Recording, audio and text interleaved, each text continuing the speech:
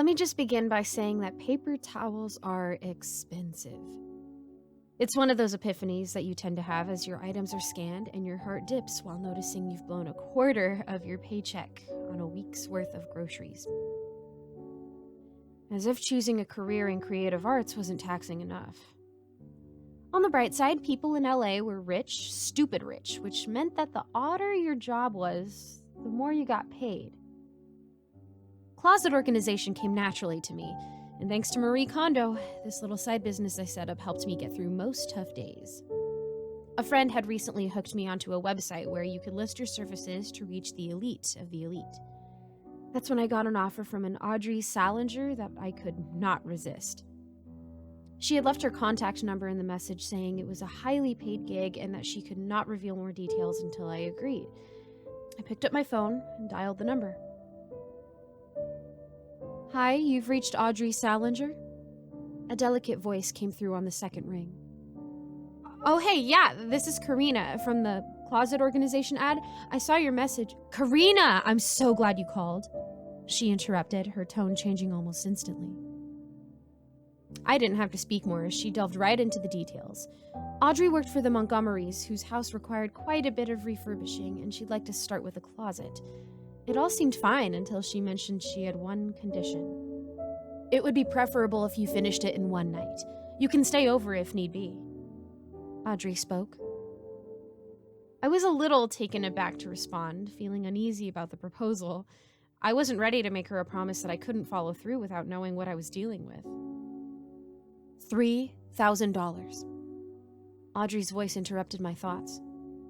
Thrice the amount listed on the website. "I'll pay you $3,000 if you spend the night, and I'll do it. I'll get it done," I told her. I wasn't going to let this opportunity slip by. "Great, I'll text you the rest of the details. Thank you." Audrey cut the call without a second to waste. I woke up early the next day, ready to get a head start on the laborious task that lay ahead. I pulled into the driveway of the address texted to me by Audrey. It was nothing less than a mansion. She had instructed me to let myself in with a key dropped in the mailbox. It amazed me how nonchalant the rich were when it came to safety. I found the key along with an envelope addressed to me. I opened it to find the dollar bills. 3,000 as promised, along with the letter. Carefully placing the money inside my bag, I pinched myself to ensure I wasn't dreaming. I opened up the letter. "Dear Karina, I'm sorry I was not able to personally meet you as something came up, but please refer to the following instructions below. 1. You are to only clean the second room on your right downstairs. All the other rooms will remain locked. 2. Lock yourself once you're inside and do not open the door if you hear a knock, no matter how many times you hear it." What? 3. If you find the dollhouse while cleaning, make sure to cover it up with the white bedsheet. The dolls need to sleep. Please do not forget this. Help yourself to anything in the fridge. The bed's rolled out on the living room sofa. Audrey. All of the rooms will remain locked. If you hear a knock, no matter how many times you hear it, if you find the dollhouse. I read the letter twice, wondering if she was trying to be funny with her 2 rules. I placed the letter into my bag and let myself in, immediately locking the door behind me. I was not one to break the rules, especially if it came with a crap ton of money. The grandeur of the Montgomerys' mansion swept me off my feet. It took me 30 minutes to get my jaw off the floor and get to work. The second room on my right was a walk-in closet piled with all sorts of things. I believed it belonged to a Mrs. Montgomery, as most of the items resembled what would belong to a middle-aged woman. I rolled up my sleeves and got down to it. Cleaning, folding, stacking, labeling, only taking a quick half-hour break in between for lunch to grab a sandwich I found in the fridge. I made a mental note to reach home and Google what line of business the Montgomerys were in to afford all this. When I came back, ready to tackle yet another section, I noticed a huge dollhouse. One that slipped my attention before. It was a replica of the very mansion I was in, down to the detail. Every room, every tile, so meticulously designed. There were 4 miniature figures placed in a different room of the house. I assumed it was the family that currently paid for my 2 months' rent. I didn't dare touch the dollhouse, worried if I even chipped it a little, it would cost me a kidney. I dove right back into work, letting the hours pass me by. It was 11 p.m. as I placed the last pair of stilettos on the shelf. Too exhausted to even eat, I shut the lights out and closed the door behind me, crashing on the living room couch. I was deep asleep when I was awakened by the knocking. I checked my phone to see if it was almost 2 a.m. I checked my phone to see that it was almost 2 a.m. The eeriness of it all finally caught up to me as I began to imagine the worst-case scenarios in my head. I began to regret signing up for this. The knocking got faster, and I shut my eyes trying to zone it out.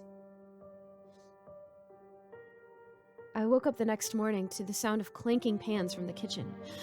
I realized I had overslept due to my exhaustion. I walked into the kitchen to find a man and a woman, similar to the dolls I saw. "Good morning, you must be Karina." Mrs. Montgomery flashed a bright smile. "I love what you've done with the closet. It looks so much more compact." "Oh, thank you. I didn't know you were here," I spoke, too embarrassed to present my disheveled morning face. "Oh yes, we found an early flight back from the Bahamas. Kids couldn't wait to get home. Why don't you join us for breakfast?" I sat down on one of the high chairs as the 2 kids rushed in. After helping myself to a scrumptious meal, I said my goodbyes after thanking them at least a couple 100 times. On my way back, with only 5% battery left, I quickly texted Audrey that the job was done and that I had also had the pleasure of dining at the Montgomerys. As soon as I reached home, I jumped into the shower and plugged my dead phone in.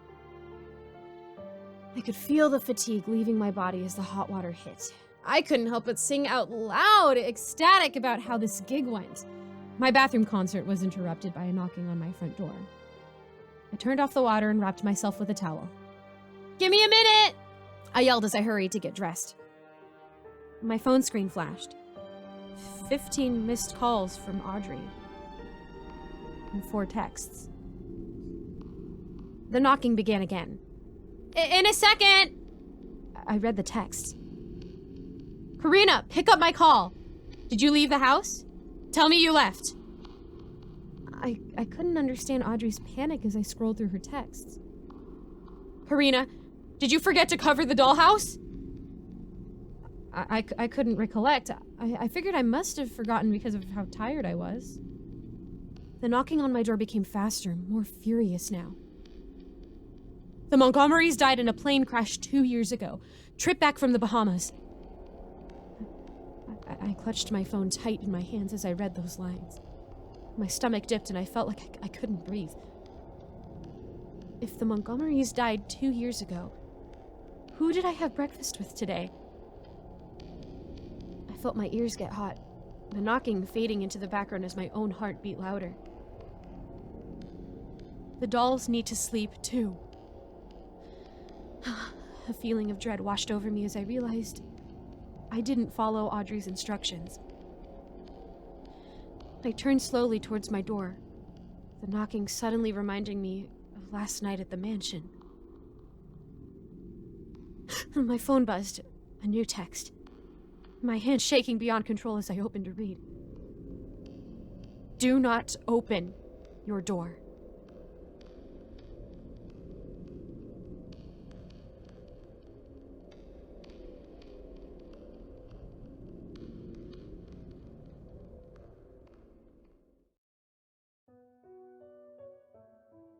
I sell used clothes online. I usually hit thrift stores and buy clothes at the cheapest I can find to later sell them online on different platforms, just to give a rundown of what I do. I get what you're thinking. Well, I often get the same questions, so I assume you're thinking the same thing. Is it a real job? Don't you feel bad selling clothes that someone donated? Aren't you scamming people? And the answer is no. I don't feel bad. I'm helping the earth, and thrift shops sell donations too, so how am I different? But anyway, this isn't why I'm writing here. My boyfriend told me about the subs, so I figured it was best to explain my experience here. Lately, the stores I go to find clothing in are closed for reasons you guys must know about, so basically, I can't find stuff to sell. But I got the bright idea of posting a sign on one of those neighbor apps, next door I think, asking people for clothing donations if they happen to be cleaning out their closets at this current time. It was really cool. I got a bunch of responses, and all I had to do was go to people's houses and pick up bags of clothing from their porches for free. Well, yesterday I hit 5 houses. They were all in the city except for the last one. I was most excited for this last one because the lady had promised me a bunch of clothing her teenage daughter didn't wear anymore. And that usually meant it was to some degree very trendy and in season, so I could sell it for a quick buck. This last house was a bit on the outskirts of town. I was driving around severely caffeinated and in a good mood, so I didn't mind going a bit out of my way to it. When I got there, it was a normal-looking house. This area was filled with ranch-style houses, pretty spread out. I'd seen a couple of people riding horses on my way through the bumpy dirt road to give you an idea of the type of setting. When I get to the house, there was no trash bags on the porch. Okay, this was slightly weird because we'd agreed the lady would leave the bags on the porch so I could just swoop in and grab them. I opened the app and wrote the lady a message. She responded with, "Please knock on the front door." Okay. I knew that defeated the whole purpose of keeping a distance, but maybe there was a legitimate reason behind this. Maybe there were too many bags to leave out? I went up to the front door and knocked, gripping my phone in one hand the whole time. When the front door opened, there was a very tall man grinning on the other side. "Hi, I'm looking for Sandra. She's in our girl's bedroom." His smile was too wide, and the entire bottom row of his teeth was speckled with brown. "Oh, well, clothes. You want the clothes, right?" The man stepped to the side.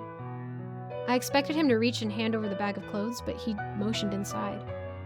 "Sandra's packing them up. Just go up the stairs and to the second door on the right." I stood there dumbly. "You want me to go inside? Is that okay?" "Sure." But I was the one who didn't want to go in. I swallowed. "Well, come on, come in." The man reached for my wrists and pulled me inside before I could even think to physically respond. I stepped into the small hallway, already having reached the bottom of the stairs. "Upstairs, Sandra!" "Here!" I heard a feminine-sounding voice upstairs, and then a fit of coughing. "Oh, well, Up here!" the woman yelled again. I looked at the man, and he continued to grin at me. Oh, God, fine, I was already inside. I know what you're thinking, and now I wish I hadn't even stepped a foot up to the stairs. But I did, and the weird, tall man stayed standing where I'd been down below, still smiling and waving a hand to direct me forward. I glanced at the wall as I walked down the hall. There were framed photos of a family, parents, and a teenage girl. I heard sniffling as I got to the second door on the right. "Hi, Sandra?" I did my best to sound polite. I had my phone in one hand still, and my finger was pressing down on one of the side buttons. I stepped into a teenage girl's room. The walls were purple, there was a bunch of string lights, and a made bed. I heard someone sniff to the side and turned to see the illest-looking woman I'd ever seen in my life. She was hunched over inside the closet, her hair long and matted behind her head. She turned to me, and I knew that was when I had to get out of there. Her face was pale and thin. When she smiled, like her husband or whoever that was downstairs, her bottom teeth were stained with brown. "You must be Dev, right?" I opened my mouth, looking at this walking corpse who was talking to me. Her eyes were small slits, but she had a few tears leaking at the corner of one. "Yes, Sandra?" "Here's the stuff. Sorry, it was taking me forever." The woman's eyes shifted as she looked me up and down. I squeezed my phone. This was Nina's. "Oh, okay. Thank you." I gripped one of the black bags. There was a movement inside of it. I think this should be fine." "Take all of it." Sandra straightened up. She was taller than me. Oh, okay, I had to get out of there. I squeezed one of the bags and shuffled back toward the door. That's okay. She doesn't need them anymore. She won't wear them anymore. A moan escaped Sandra's mouth. Her eyes shut for real this time, and she seemed to be screaming without opening her mouth. I heard the stairs creak and figured this could only get worse. Through all of this, I couldn't even think to let go of the bag, by the way. Squeezing the moderately heavy bag, I scrambled out of the room, pushing past a tall silhouette and stumbling down the stairs. I heard something stir towards me where I assumed the living room was, but I didn't see anything else because I flung the door open and ran straight to my car. As I locked the doors and turned the car on, the tall man opened the door and waved.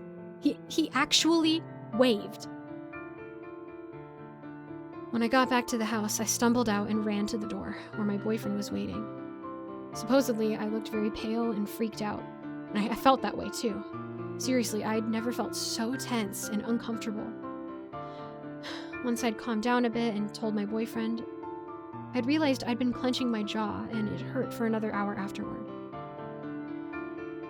My boyfriend and I got the bags out, and I set the bag I'd grabbed from the last house in a corner of our living room, feeling like I should have just chucked it into the trash instead or something.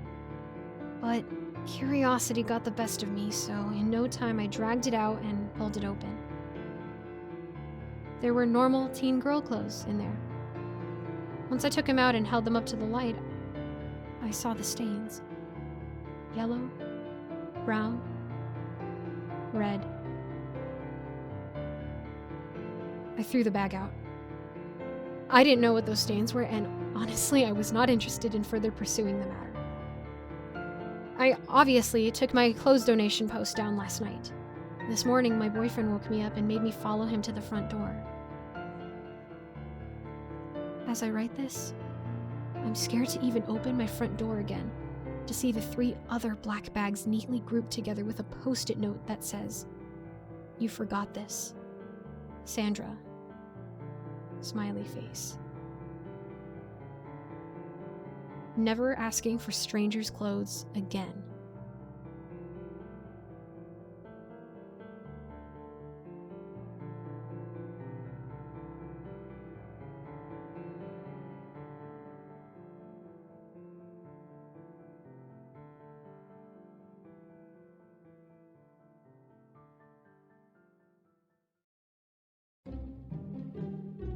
Hello, everybody. I'm Tess. I'm a field worker in a company which provides special safety rules for places that need it. So if you ever find yourself in a sketchy job or rent a weird apartment and found a set of rules, they were probably written by me or another person that works for a company. Today, I wanted to tell you about the basics of my job. We go in the field in pairs, always a man and a woman. When you start working in the company, you are assigned to an individual, and that is your partner until one of you dies. I lost mine not long ago and was provided with a new one, but he's a little bit difficult to work with. That's another story, though. Cases usually take us between 2 weeks to a month to close. Before we even resolve it, we investigate if the case is legit. Yeah, scam calls happen even here. If it's real, we start working. First, we collect information and details of what's going from the person that called us. Then we go to the place and stay there for a week usually. We experience everything. Note anything that happens, and then we proceed to work on how to avoid those events. For me, it's usually 1 to 2 days until a full list is complete. However, it's never happened that the first set of rules is right. Something is always wrong, so we have to test it multiple times to get it perfect. After the list is finished, a tester is sent. We prefer when it's the owner of the place, but when it's needed, we send our own specialized workers. When everything is approved by the owner and company, our work is done. Now, a little more specifically, I wanted to start at the beginning. Spam calls. It happens when an entity is trying to lure someone into its trap. Sometimes we know right away that it's a fake call, but sometimes only after a meeting is finished, we come to know that it's a scam. And I think it's obvious that we have our own list of rules on how to deal with scam calls. We have rules for almost everything. That's what we do, after all. Number 1, always accept phone calls for the cases. If, for whatever reason, you are unable to work, inform your supervisor and turn off your phone. 2, some cases are fake. If you hear static noise during the conversation, hang up immediately. Number 3, if the conversation was clear and a meeting was set up, you have to check if the address is on the BOA, blacklist of addresses. If it is there, note the call in the archives. If it's not there, you have to go. Your partner will meet you there. Rule number 4, under any circumstance, do not travel together. Only only exception is explained in Rule 8. 5. You and your partner should arrive at a similar time at the place of the meeting. If you know that you will be late to the meeting, call or message your partner. If he or she doesn't respond, proceed to the next rule. 6. When you arrive and your partner is not there, wait for 7 minutes. If you're still alone and didn't receive any message or call from your partner, return to the company and report everything. Number 7. If both partners arrived, look at the building. If it has unpainted walls, female has to enter first. If the walls are painted, male has to enter first. If you're not sure, inspect it. In case walls are white, you have to enter at the same time with the same leg. Left leg for bare floor, right leg for carpeted floor. Number 8, in case the building is black or there's water on the roof, do not enter. Call a taxi and return together to the company. We will get your vehicles back if they're found. If not, the company will provide you a new one. 9, the caller will greet you as soon as you enter. Follow them until you hear the line, "Now we can speak in peace." If you hear something else, say farewell and leave. 10, if at any point in the conversation you suddenly start to feel uncomfortable in any way, trust your feeling. As politely as you can, end the conversation and leave. Number 11, after you finish the meeting, look at the weather. If it's clear, you can get out. When it's not clear, notify the company. If no one shows up within 30 minutes, go look for someone with the phone. Ask the first person that you meet to call a taxi for you. If they refuse, do not insist. Go find another person. If you manage to get the cab, you can safely return to the company. If you can't get a cab, go to Rule 13. 12, after your arrival, go to Mrs. Lovercart. Report everything and then return home. And number 13, if the building is empty or everyone refused to call the taxi, go to the top floor and search for a room with a bed. Send your exact location to Mr. Gravier and Miss Plum and sit or lay on the bed. Your feet must remain off the ground until Mr. Gravier or Miss Plum arrive. When one of them or both arrive, they will take you straight back to your place of living. After you are home, write an email to Mrs. Lovercart with a detailed description of the events. Addition, with true call, everything must go smoothly. Fake cases are rare, but still happen. Do not break the rules under any circumstance. If you notice anything unusual that is not listed among the rules, notify your supervisor ASAP. Thank you for your work and trust. The company. What happens if you break those rules? I won't surprise you and say that you can meet a fate worse than death. I know it's cliche, but it's true. I personally never broke any of the rules above, but I witnessed some results and have heard many stories. Oh, here's one that was told by my supervisor, Al, back from his rookie days. I worked in the field for a year or so.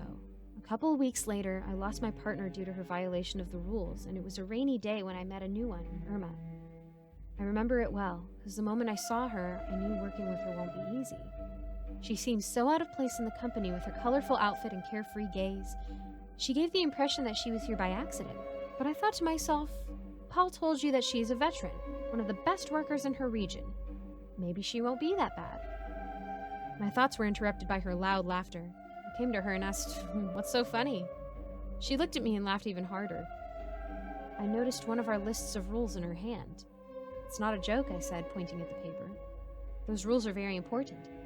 She stopped laughing and spoke with a hard Slavic accent. "It can't be. I have never seen such a thing in my life." "You work in a company that is providing rules for people, and you are surprised that we have rules for our work?"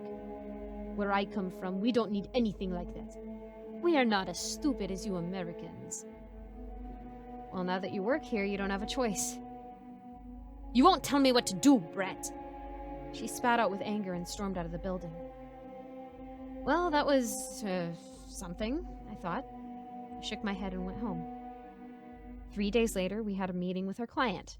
Following the rules, we traveled apart, and when I arrived, she was already there with her arms crossed on the chest.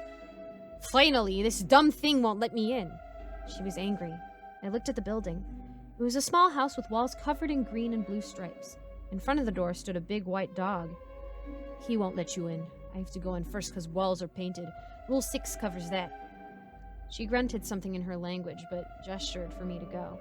When we approached, the dog sniffed me and moved away. As soon as we were both inside, a little boy greeted us with joy and took us to the kitchen. He sat next to a woman with green eyes and brown hair and said, "Now we can speak in peace. Please sit down." We started a conversation. I can't really remember what was the topic, but suddenly cold shivers ran down my spine and I knew that we had to get out ASAP. I was trying to end the talk, but Irma was talking to this woman about something that was not related to the case. She just brushed me off and continued talking. I didn't know what to do, so I went outside to call my supervisor. However, when I closed the door, I heard a beastly growl and then screaming started. I tried to enter the house, but the door just wouldn't budge, even when I kicked.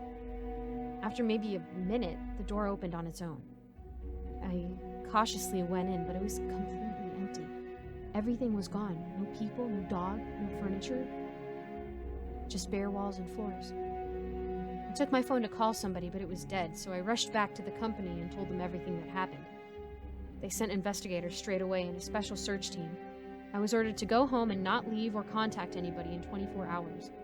But when I got to my place, my doors were covered in blood, claw scratches, dents, and cracks.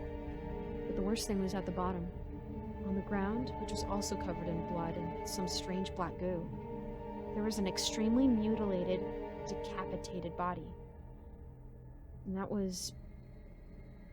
I still have nightmares about it. I just noped out of there, back to the company. I went to my supervisor, but I didn't have anything to say, because when he saw me, he just pulled out his phone and called investigators to go to my place. It turned out that this body belonged to a male company worker who went missing 54 years earlier. They did search my house and its surroundings, but didn't find anything. Still, as a precaution, I had to move, and I was suspended from taking any cases for 3 months. When I got back, Paul took me to his office and told me what they had discovered. Exactly 54 years earlier, what happened to Irma happened to the man whose body was found in my doorway. Cases were exactly the same, even the day, month, and time. Only thing different was the gender of a missing person. They contacted nests in other countries, and everyone had at least one event like ours. Therefore, our big boss decided that we'll get a blacklist of addresses. How did the address end up on this list? If it's a second meeting in the same location and something goes wrong, we put it on the list, and no one goes there ever again. It's just that simple. After that, I worked in the office with Mrs. Levercart for a year before I was able to work in a field again. You know, losing 3 partners in such a short amount of time, just because they were stupid and ignorant, was really hard for me. And that's why I always tell you kids, make sure everyone follows the rules. They were created for a reason. And that was it. That was his story, yep. I leave tomorrow for the investigation, so I'll be gone for a while. This case won't be easy. I really don't like cemeteries, and I really hope I won't meet the caretaker. Well, another day, another dollar. Stay safe, everyone, and don't worry. I'll be back. Have you ever seen one of those small diners in the middle of nowhere? Even though the business is thinned, and you don't see them much anymore, they still seem to thrive in my part of the rural South. I used to think it was just the charm, but recently, I've learned the reason is a lot more sinister. I'm just a dishwasher, and I've worked there for what seemed like forever, but in reality, it was only 2 months. It was a decent job for someone just out of high school. I never paid much attention to anyone's business but my own, until one night when I heard a large thump from outside. I looked up from the sink. The restaurant had long closed, and I was probably one of the few employees left in the building. I shook off my hands and walked over to the door. When I opened it, I found a large truck outside. It wasn't uncommon for food deliveries to come at night, but there was instantly something off about the scene. I recognized Daniel, who was my boss and the diner's owner, shaking his head, staring at something inside the truck. 2 men stood next to him, dragging something to the back door. But the worst thing was what they were holding. It was wrapped in plastic and tape and in the shape of a human, as if it were a prop on a horror set. I stared at it for a moment before running up to Daniel. "What's going on?" I asked. "What is that?" Daniel flinched when I spoke and turned to me quickly. Frustration and surprise were painted across his face. He asked, "What are you doing out here, Andy?" I pointed to the door and explained I had stayed late to finish dishes. He frowned before turning back to the truck. It was then I finally could look inside. Cold air escaped the interior, pouring out like mist into the night. Inside, rows of metal racks lined the walls, all containing long, plastic-wrapped objects. The man stood next to them with a clipboard detailing something. After a moment, I asked Daniel, "What is this?" He sighed and said, "You know how business has been lately, Andy.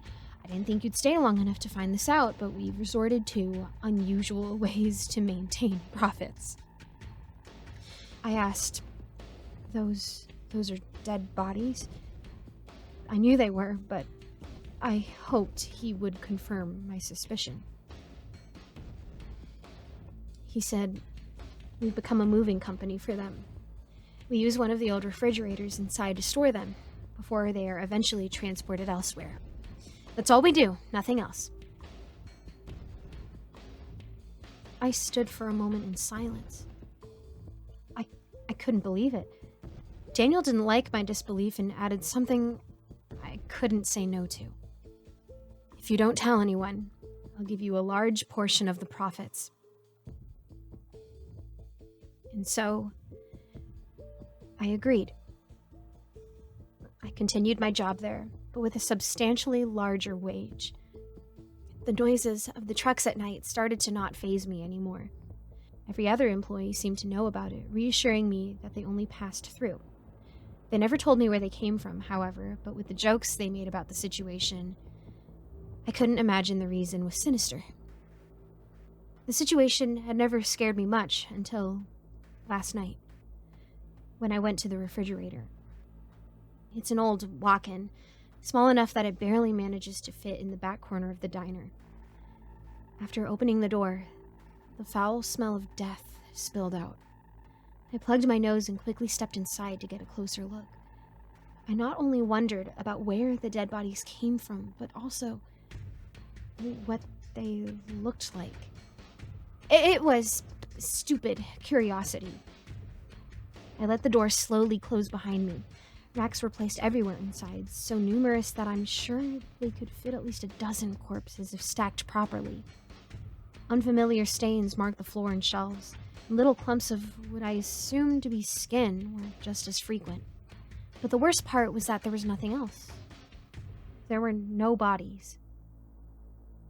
I stumbled out of the refrigerator. Were they transported out already? It had only been a day since they arrived. I called out, "Daniel?"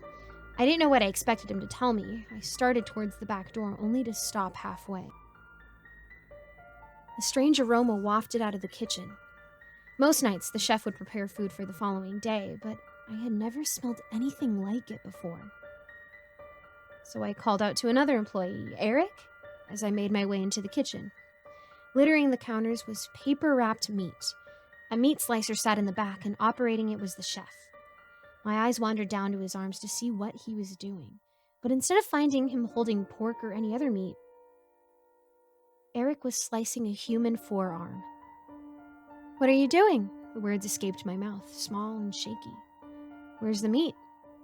He looked up to me, grinning.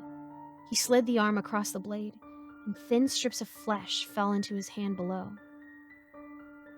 And he told me, "What are you talking about, Andy?"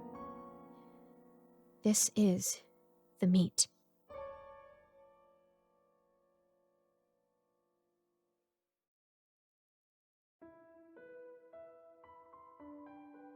When I was accepted to be a moderator, I was ecstatic.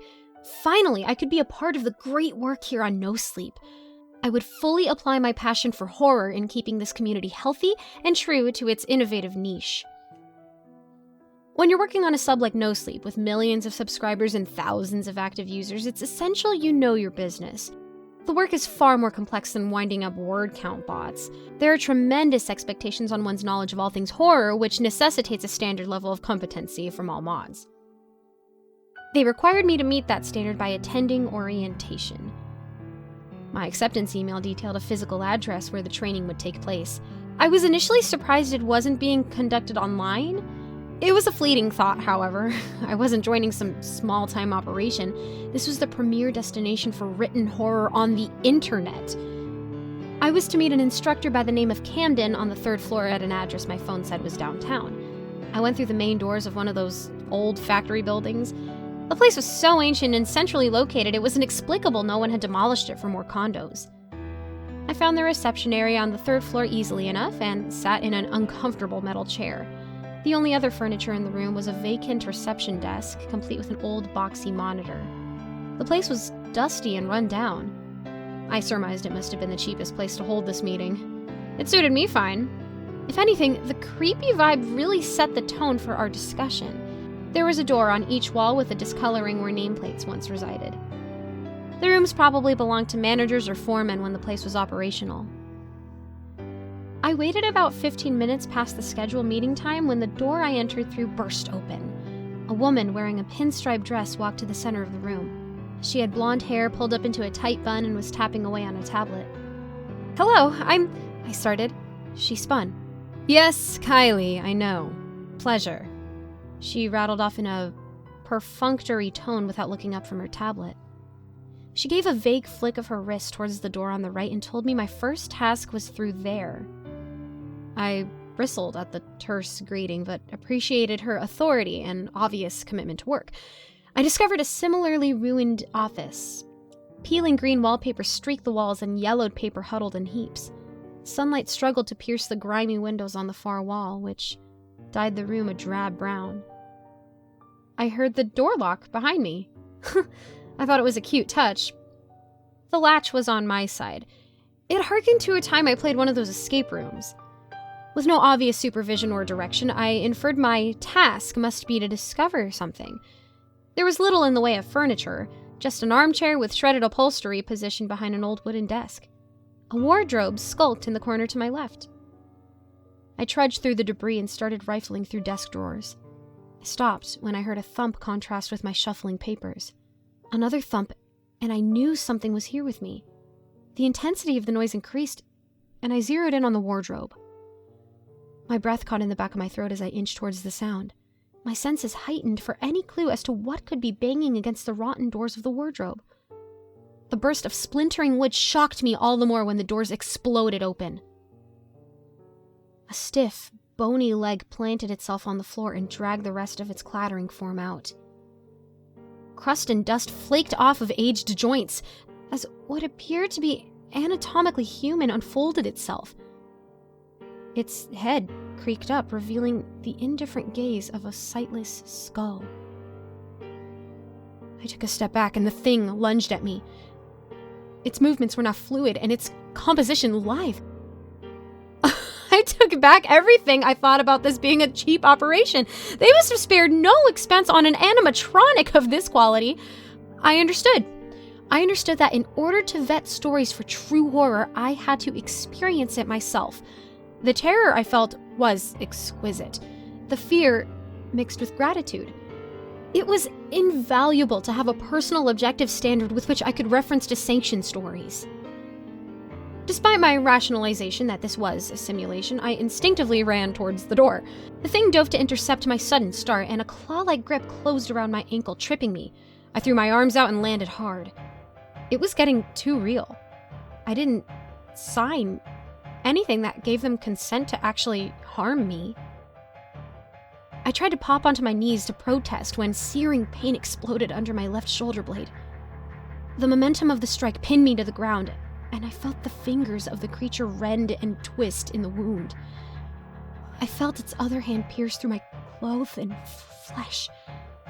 It was rooting around in my lungs, literally stealing my breath. In my terror and confusion, I thought this must be a mistake. The adrenaline gave way to shock, and I started to fade. The clunk of the door lock mingled with the squelching sounds of my gore. It took everything I had to lift my head and see black high heels clicking towards me.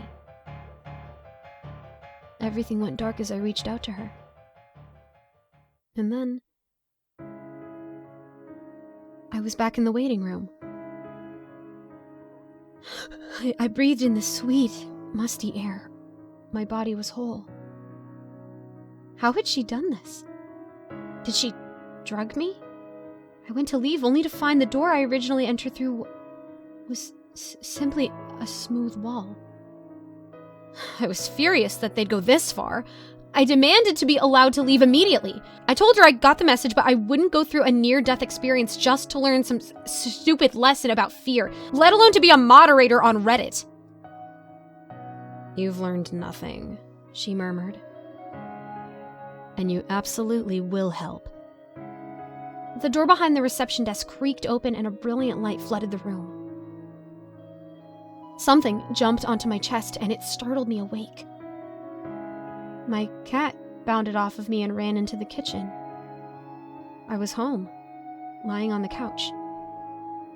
I bolted to the windows only to find a beautiful spring day. My husband, Luke, was filling goodie bags at the dining table with his foot rocking a cradle. Our youngest, Sophie, was asleep inside. Ben skipped into the room with a foil 4 balloon. He gave me a hug, and I stood there, shocked. Luke noticed me scanning the room, wild-eyed. He told Ben to go join the other kids outside and go for a jump. It wasn't a dream.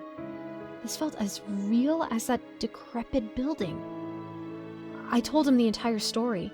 His contempt turned into genuine concern. But not because of believing me. He told me I'd been reading too many scary stories and that the priority was our son's birthday. I went into the backyard to find happy kids and conversing parents. A small bounce house teemed with laughter. The Hendersons arrived and their little one ran off to join the writhing mass of sugar-fueled chaos. I was still glancing around nervously when Mrs. Henderson asked where the birthday boy was. A van emblazoned with Snickers the Clown pulled out of the driveway. Hey, did you pay the clown?" I called. "What clown?" asked Luke. And then there was a flash of white, and I awoke on my couch. Sometimes I remembered nothing. Sometimes I remembered remembering nothing. In those cases, I'd go months shut in or just driving, knowing there were no consequences. Invariably, I had realized the antecedent to some horrible event, and in a flash, it would all reset. The final time, I thought it was a hot summer, and as per my usual reset routine, I just hopped in the car and left without a word. My family members were often the victims of these scenarios, so it was imperative I get as far away as possible. I spent a few hours in a cafe ruminating and planning my next moves. My phone blew up with messages, as it usually did when Luke realized things were off. I returned to the car to find Sophie strapped into the back seat. The flash of a reset brought me to the waiting room. The weight of everything I'd seen crashed down on me. I watched my loved ones damned to grisly fates over and over again. It was effectively real. Even if this was some trick or a hallucination or something, I had spent more time in these scenarios than I had lived in my first life. The memories of all these resets inundated me. Connections to events and people in different instances overlapped and took on new meaning. An exponential series of chain reactions compounded as I came close to grasping the full implications of the abominations that took place. Pieces of me doomed to die those ghastly deaths. Many, I felt, were more me than I was. The instances were so intricately intertwined that I knew these scenarios continued on without me. And nothing had actually happened to me. When I had no memory of this torture, at no point before a reset did I feel any fear. The fear was not for me in this case. It was horrifying because it was horrible. Camden looked up from her work and flashed a sinister grin. "You must go through one more door. For prosperity, which would you prefer?" I dug my nails into the first door and pleaded to be rent limb from limb by the revenant within. The skeleton popping out of the closet was so much more desirable than even one of those resets. She chuckled and seemed to make note of my response. The final door swung open. An inky black mass seeped into the waiting room. Camden paid no attention to the plutonian tendrils that enveloped her in the space. I pressed myself into a corner in a futile attempt to avoid the gaping abyss. I consider this the moment I ceased to be. I'm fairly confident versions of me persisted and died during the first 2 trials. Cowering in that corner, as scared as I was. At least it was real to me. At least, it was real to me. Those last few seconds in the waiting room were the freshest memories I had for the eons that would follow. I found myself floating in the void of space. My only faculty sight. Stretching on forever were stars and nebulae. My other senses strained uselessly to detect anything. The first few days and weeks I spent coming to terms with the phantom sensations. How mundane it was to feel unseen hands stroke my face or hear my name rumble throughout all the universe. I could spend a decade crying, a century screaming. It all melded into the same annihilation of existence. I was concurrently nothing, and the only thing to bear witness to that, nothing. Massive celestial bodies that I would take as static for millennia would all at once shift with a nimble dexterity that evidenced sentience. My perception eventually developed into a constant flux of time and space. I swapped sizes with galaxies and atoms in a continuous mind-melting undulation. I was cursed with an immunity to the relentless march of oblivion and glimpsed its pestilence unfold on a cosmic scale. This fear wasn't personally visceral. It wasn't for someone else. It simply was. It was dread. I was merely an arbitrary, ephemeral vessel. After an eternity, a millisecond, I was sitting at the reception desk in the waiting room in front of an old computer. My task set before me.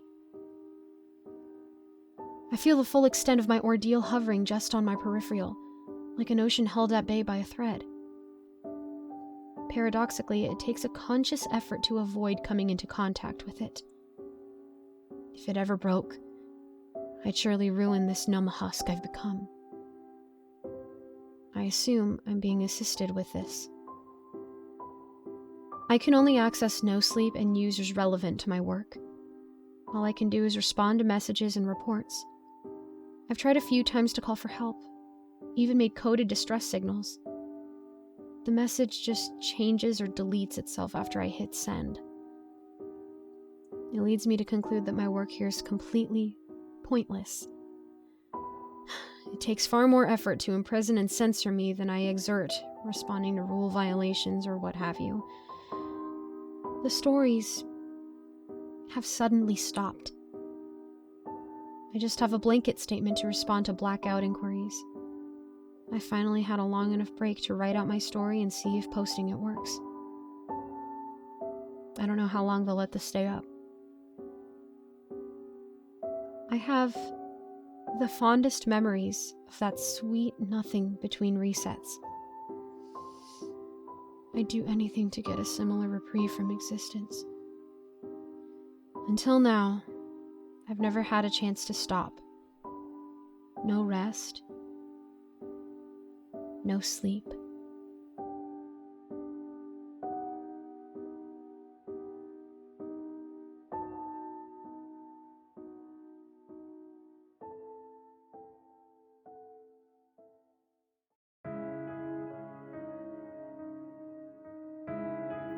Either I'm losing my mind or I'm seeing things clearly for the first time. I don't know. Maybe those things aren't distinct. What I do know is that what I've seen and felt is just as real as it is absurd, and that absurdity makes it near impossible to talk about coherently. But I'm going to try anyway, because as I say this, my life has reached and past the point of being only just barely bearable. As far as I see it, I have absolutely nothing of real value to lose, and hopefully expressing everything out loud is at least cathartic. A scream to nothing but a scream for a scream's sake. For a long time, I enjoyed my job, or at least found it comfortably tolerable. But a little over a year ago, something changed. Something almost imperceptible, but something significant that I couldn't quite pin down until slapped in the face with the obviousness of it on a day as familiar and now forgotten as every other. A low and almost imperceptible sound, sensation that buzzed, hummed, rumbled, whistled, and whined all at once with a subtle smell of damp and rot. When I noticed it, there was no unnoticing it, and it was there, not just in the background, but the background itself, infinite and directionless. At first I assumed or hoped it was a mechanical abnormality, maybe the furnace laboring especially hard because of cold weather, but I quickly found it followed me home, subdued slightly, until brought back and felt at its full volume on my return to work. It was as if the building and my body spoke a language I could suffer, but not understand. It was all-consuming. I assumed or hoped I would eventually tune it out or be able to focus my attention in spite of it, but it was both subtle enough but not overwhelming and constant enough to be irritatingly unignorable. With each passing day, week, month that blurred into one giant waste of time, I could feel my memory and energy erode, along with my very will to continue to exist at all. There was no longer a single aspect of my job to trick myself into enjoying anymore, and I would dread the cycles continuing from the moment it finished. I attributed my newfound anxiety and the strange symptom it had manifested to a general fatigue of COVID and the accelerated absurdity that was 2020 and the decade that preceded it. But I couldn't shake the feeling that something was seriously off, something beyond normal. It was like my spirit was being suffocated, sucked, and smothered by some force unseen, a force that seemed to prefer me exhausted to dead. I figured my stress was also made worse by a timely midlife crisis. I had just turned 30, where I was struggling to let go of whatever bright-eyed childhood dreams I once lived and had now forgotten. I was instead diminished to a drone in pursuit of a goal I couldn't quite wrap my head around, a goal that made no real sense to me, or I suppose the goal that made sense, but my means of getting there didn't. I was stuck wanting to be unstuck, and the only way to get unstuck, I was told, was to unstick myself. My manager must have noticed how disconnected I'd been because he called me into his office and asked in a hushed tone and with a corporate concern if everything was okay. I told him about the general stress, fatigue, and anxiety I'd been feeling lately and spit out some lie about learning of an old and imaginary friend's passing, all while it hummed tirelessly, as it always did, behind our conversation and behind everything else.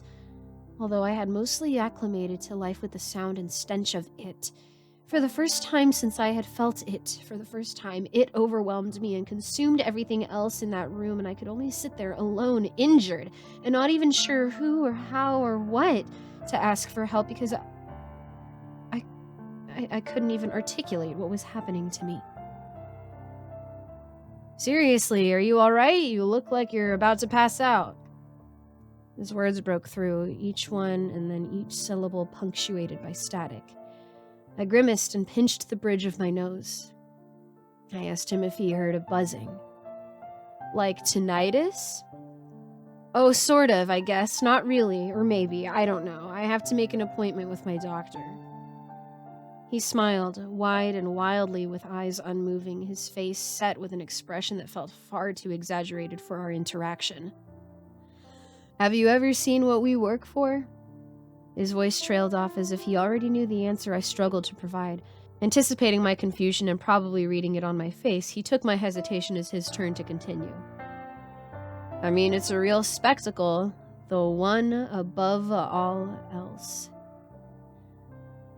The way he said those last 5 words instilled a deep and instinctual terror, a need to flee, but as I sat stone-like in my chair, held down by whatever forces moved me or the tides, his change in tone was so stark that it sounded like some disembodied voice had pushed its way through a portal and past his lips.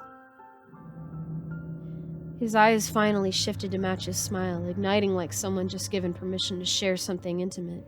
Something they desperately want to talk about, but they can't, shouldn't, or won't.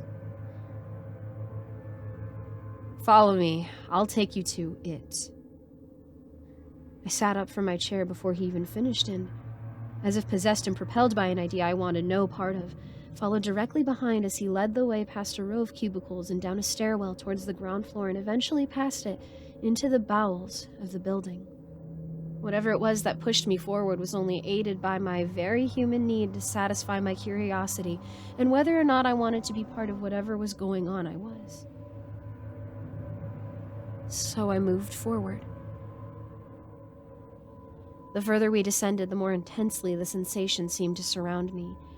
But it morphed into something else. Something new, twisting and contorting itself with added sensations, grinding metal, shattering glass, explosions, gunfire, and tormented humans screaming layered into a single, consuming cacophony, an endless crescendo. I don't know exactly how many flights of stairs we climbed down, but it had to be more than actually existed. By the time we reached the bottom, I could barely walk or hold myself upright and assisted. But my faithful and determined guide steadied me as we continued the desperate march forward. My heart was pounding faster with every inch of progress, and every beat sent a burst of pain right to the center of my brain, branching out to every connected nerve. I would be ripped apart if it went on much longer, surely. I wanted to collapse, but was still being propped up and by now practically dragged. What is happening to me? I need to go to the hospital, I managed to gasp out. There's nothing wrong with you, and there's nothing the hospital can do for you. Don't worry, we're not that far now, and then you'll see. And then you'll wish you didn't see. See what? Whatever it was, I didn't want to see it. I just wanted relief from what was going on in my head. But when he said that the hospital couldn't help, I instinctively and instantly knew he was right. I knew whatever was wrong with me was something significant, and I was its opposite. I knew that going to the hospital meant going strapped down to a room with padded walls, but the longer we continued, the more it seemed like maybe that was just what I needed. We trudged down a long corridor lit by those awful humming fluorescent lights that smother everything in a clinical and cold, contrastless white. A single heavy metal door with a porthole stood out in the end of the hallway, lined on each side by the doors that looked far more appropriate in the context of an office building. Every few seconds, a banging on the door repeated in some strange, disjointed pattern, like discordant music from another dimension. There was a pause, and everything was quiet. I heard quiet for the first time. I stood limply at this door, perturbed by its novelty, and now sick with exhaustion, stricken sick by a silence that seemed disturbingly alien. If the sound was all-consuming, then the silence was its inverse. Pure emptiness. I felt sick. I wanted to collapse. I was urged forward by a voice that trembled and almost sang with a mixture of fear, anger, and anticipation. We're here, go ahead, it's all in there. Everything you need to know is in there. Everything you're feeling is in there. You asked about the noise, so now witness it. See it, feel it, let it show itself to you. Let it consume you, consume it. Reciprocate, open the door, open the door, open it! I felt like I was being beckoned by something vast and ancient. As if I was being called into a void that might swallow me whole, and in swallowing me, relieve me of everything that burdened me. If I had a choice, I didn't know it. If I could have turned around and walked back upstairs, I think I would have. But I didn't, because I couldn't.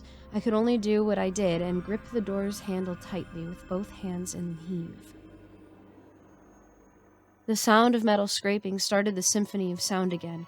A cold air blasted past me, carrying with it every terrifying image and symbol my brain knew and could imagine.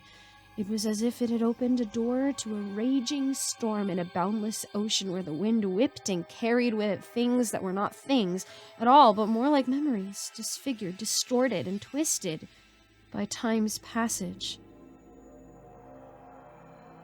The sound and stench were back, and in a single horrifying flash, I knew that their source was not external. It wasn't in the building, behind the walls, or even the door to another dimension I now stood in front of. it was living inside me and had festered and grown until what I once was consumed and all but forgotten. What I saw behind the door and through the storm was only a reflection of the ugliest parts of our own particularly peculiar human sickness: greed, gluttony, ignorance, and contempt. There was nothing to see, but I saw it anyway. An infinite blackness silhouetted a vaguely human form, some strange amalgamation of familiar but mutated parts, hair and bone and flesh arranged nonsensically, dancing as in a frenzy, thrashing and jerking with eyes absent, yet looking straight through me, as if it simultaneously didn't even acknowledge my existence, while also viewing whatever it considered me to be with a great radiating hatred. As it danced, it counted, and as it counted, uncountable natural riches, jewels, and coins sparkled and rained down all around it, and with each obscene and unrecognizable number, it grew. More. More is all it wants, all it knows, and all it is. More. More and more, forever, more. Insatiable. All-consuming. Accumulating endlessly forever and ever and ever and ever and beyond ever. Never is enough. There is no enough. More. Always more. More is all it needs. More is all there is. More is all that drives it. More is all that drives us. There is no end and no enough, just a tireless march towards more and a singular purpose. More. Give me more. More is not enough. Everything there is not enough. There will never be enough. With a deafening crack and a blinding flash, I was back sitting in my manager's office. Nose pinched between my thumb and finger, and some words echoing and rattling around in my head. Seriously, are you alright? You look like you're about to pass out. The sound and stench were still there. What do you work for? The words escaped my mouth before the thought even finished forming in my head. He raised an eyebrow, considered and confidently chuckled his reply. Money. His laugh seemed to echo through the entire building and nestle itself to the now barely audible but still debilitating hum. I felt sicker than ever before. Maybe I never really left that office, but maybe that didn't really matter. I know what I saw was still real regardless. Maybe what might be true is just as significant as what is, or at least what appears to be for the moment. I know it exists because I'm sick with it, and I feel myself getting sicker. I know it better than I know myself, and I could see hints that most others do too. We just don't seem to know how to frame or conceptualize it beyond talking vague about mental health within the boundaries it permits. There is no mental health. Only more. It wails endlessly, and I'm sure differently, for all silently screaming its own sick song or whispering vague promises of fulfillment to those chosen to be welded to its end, to continue and preserve it as the one above all else. It is ancient, and it is evil, and most terrifyingly, it is a part of us, and a part seemingly inseparable, an inoperable tumor that has been with us for so long we cannot imagine life in its absence because, as far as we know, there is no such thing. It exists because it must. It exists because this is just the way the world is. So it has led us to believe. So it manipulates us into prostration. So it forces our submission through the only fact that matters. More is never enough. It doesn't want us to know that we can talk, and that conversation might be all it takes to destroy or at least cripple it. It is prepared for that potential by instilling in us the dreadful and hopeless sense that this is just the way the world is, as if the way the world is completely untouched by our shared ideas about it. Seeing the acceleration into absurdity that is the past decade, I am completely convinced that it's possible to get a message out, and that message might shrink it, not kill it, but at least wound it, and wound it enough that others might kill it.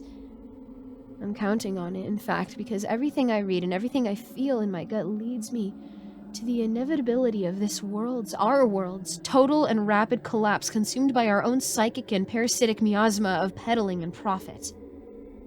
A world consumed where power, politics, and profit are indistinguishable.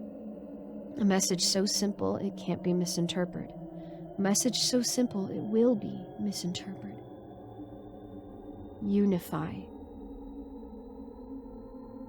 That is our only hope of depriving it, of perhaps smothering it underneath the collective gravity of our thoughts and extinguishing it with a shared sense of what is right, what is good, what is just, what is valuable, what is true, and most importantly, what is possible.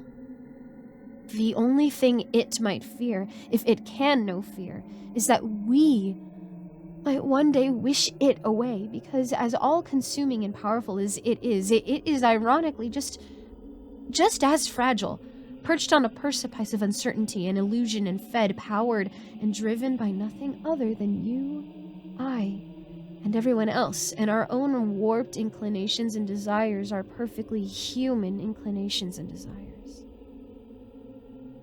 It is good to hate what you are if what you are should be hated. Now there is nothing left for me to do but return to the inescapable. There is value in hurling a message in a bottle into an ocean to nobody, defeated but somehow still hopeful that things might be better because you can dream they could be. That we can be as one. I can feel the days blurring into weeks, into months, and then years, in what seems like a moment but was really many life-living will have passed me by, waiting my turn, and with each day, month, and year, I am more pacified by the routine, droning persistence of it. I fear I am almost willing and ready to give myself over totally and completely to the void's vision of value and its measure, because really, what else is there? There is nothing else. There is just the counting.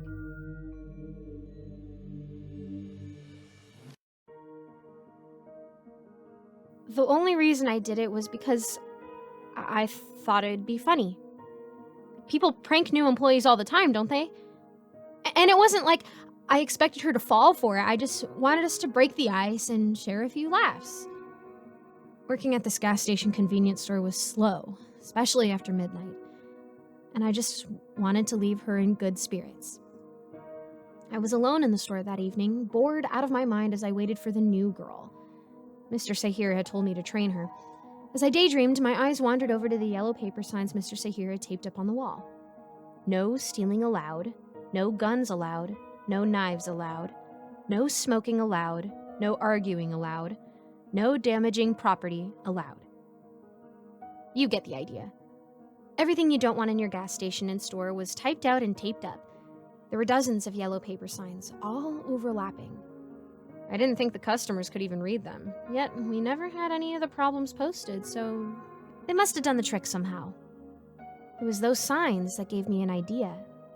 Instead of rules for customers, I could make up a rules list for the new hire and pretend all us employees had to follow it. Hilarious ideas were already popping in my mind, and I grabbed my phone and jotted them down. I ended up with the following. Sahir's gas, guzzle and go, graveyard shift rules. 1. When you start your shift at 12 a.m., you must turn the radio on, tune it between any two stations so that they overlap, and play it at a medium volume. 2. If you hear a soccer game being announced in enthusiastic Spanish from outside, you must grab the Vuvuzela from under the counter and blow as hard as you can for 20 seconds. 3. A thick purple liquid will periodically ooze from beneath the soda fridge. Do not mop it. Instead, crush salt and vinegar chips and sprinkle them over the puddle. Once it turns a pale gray, place appropriate signs around the puddle and leave it to harden. At the end of your shift, crack the brittle remains, sweep them up, and throw them away. 4.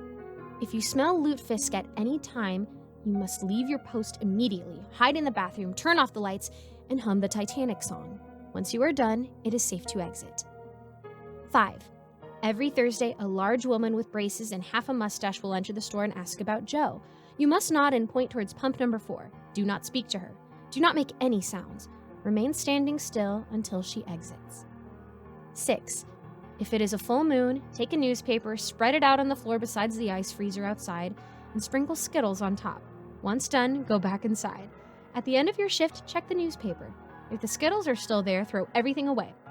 If an odorless black substance is left in their place, wear gloves, collect it in an empty water bottle, and close it tight before throwing everything away. 7. On the 3rd of every month, a fluorescent orange Hummer will stop at pump number 1 and honk 3 times.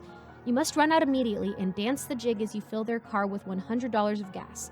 Once done, the driver's side window will open a crack and 2 $100 bills will slide out. Accept them with a curtsy. Remain outside until the Hummer drives away and is out of sight. 8.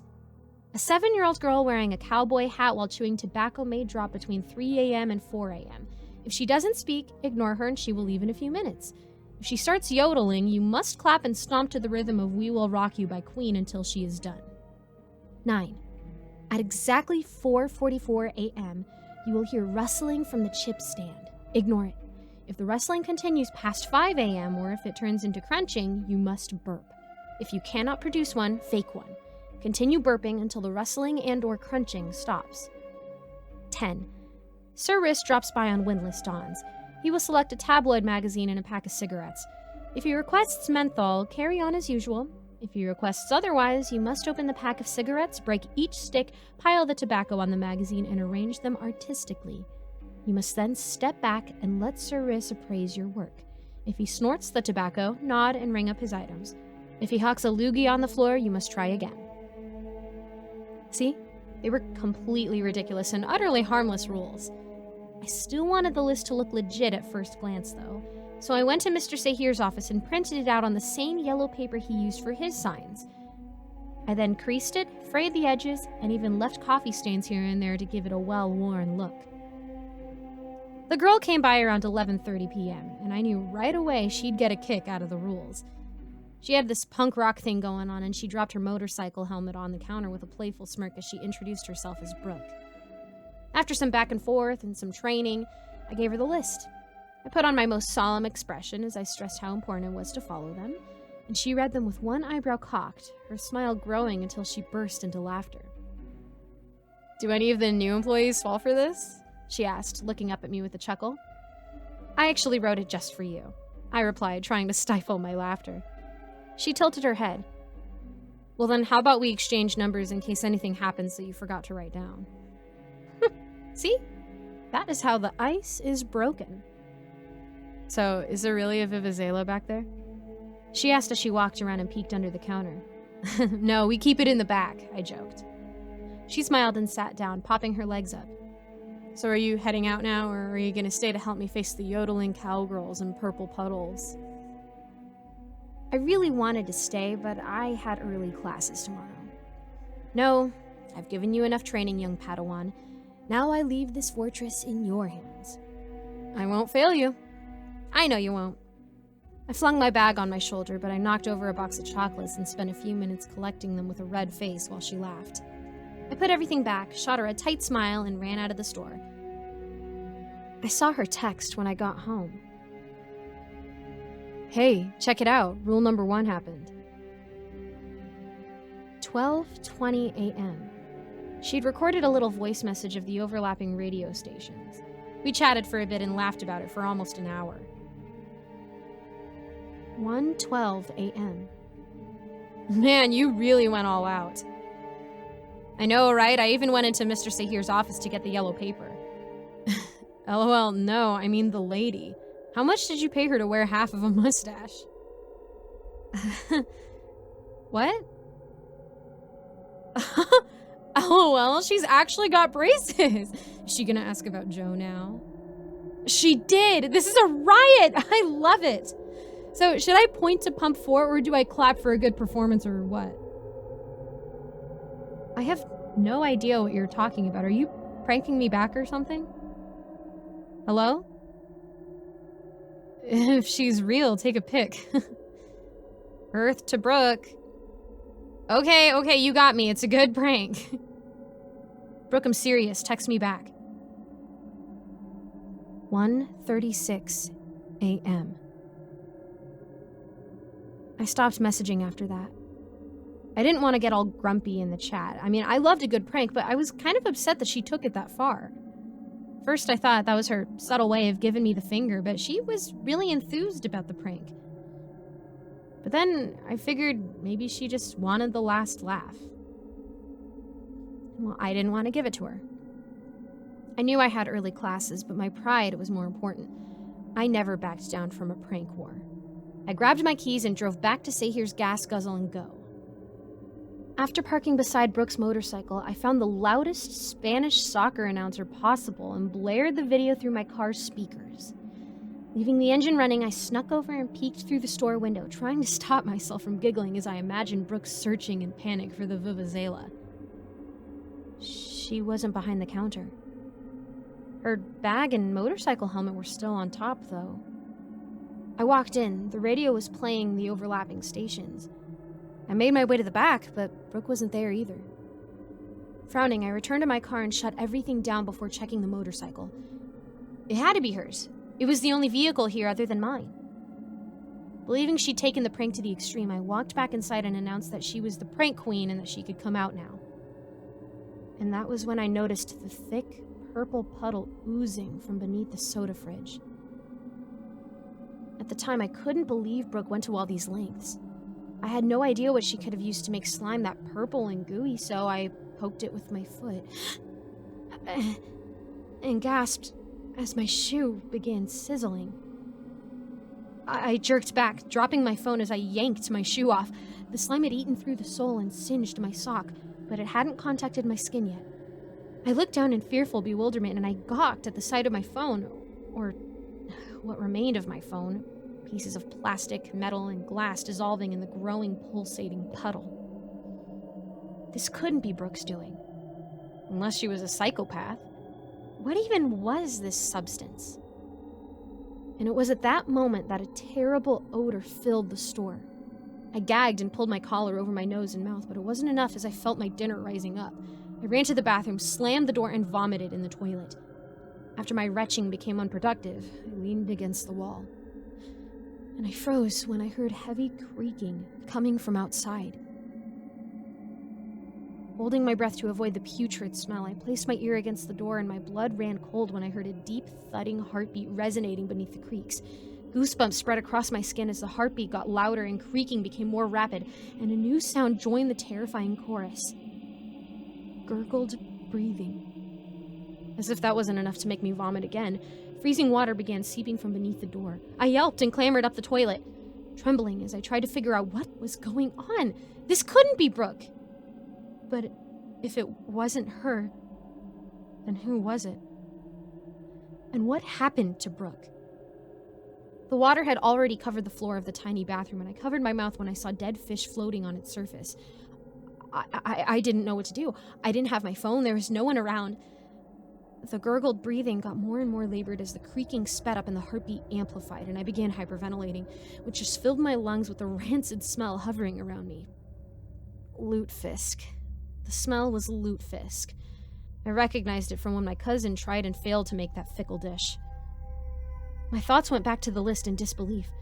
The purple puddle, the lutefisk, the half-mustachioed lady that Brooke mentioned. I had no idea how any of this was possible, and a small part of me still hoped that this was all an elaborate prank to make a fool of myself or something. But I caved. Stretching my arm, I turned off the lights and remained balanced on the toilet as I hummed the Titanic song to the best of my ability. It'd been years since I heard it, and I worried it wouldn't be enough, but to my terrified delight, the gurgled breathing now turned into gurgled humming as I gained an eerie duet partner. As we hummed, the creaking slowed down and the thudding pulse ebbed, and I took a tearful breath of relief when the overpowering stench of lutefisk was replaced by that of my own vomit still chilling in the toilet. After I hummed the last note, I held my breath and waited. It was dead silent. I opened the lights. The floor was bone dry, not a fish to be seen. Climbing down, I flushed my mess with a shaky hand as I looked at my sweaty face in the mirror, my eyes wide with utter stupefaction. For a moment, I thought I'd imagined it all. It was late, I'd been working all day, and I hadn't been sleeping well. It made more sense than accepting I had just duetted with a disembodied drowning voice. I walked out. Everything seemed fine. I made my way to the counter, and the list was there, right beside Brooke's bag and helmet, and her phone. On the floor, there was a yellow puddle. Urine. Everything was not fine. Something had terrified Brooke enough for her to leave everything and run. No, I don't want to think about that. I nearly jumped out of my skin when a loud horn honked 3 times. I turned to the window and my jaw fell open when I saw a fluorescent orange Hummer parked at pump number 1. I didn't know how, but everything on my list seemed to be coming true. A Hummer was driven by people. There weren't disembodied sounds coming from behind a door. I could talk to them, see how all this was possible. I approached the vehicle with hesitant steps, and with a deep breath, I knocked on the tinted window of the driver's side. The moment my knuckles touched the glass, they fused to it. Panicking, I tried to yank my hand away, but the window just seemed to suck it in. I yelled for help as I banged my other fist against the glass, only for that hand to meld as well. My heart floundered in my chest as I struggled, but everything I did just made my situation worse. Finding my elbows deep, I did the only thing I could think of. I jigged. The more I hopped, shimmied, and kicked, the more the window released my arms, and I stumbled away when I regained my freedom. Terrified of what else could happen, I continued to dance as I filled up the tank with $100 worth of gas. While still jigging, I stood by the window and I accepted the $200 bills with a curtsy before I remained outside until they drove out of view.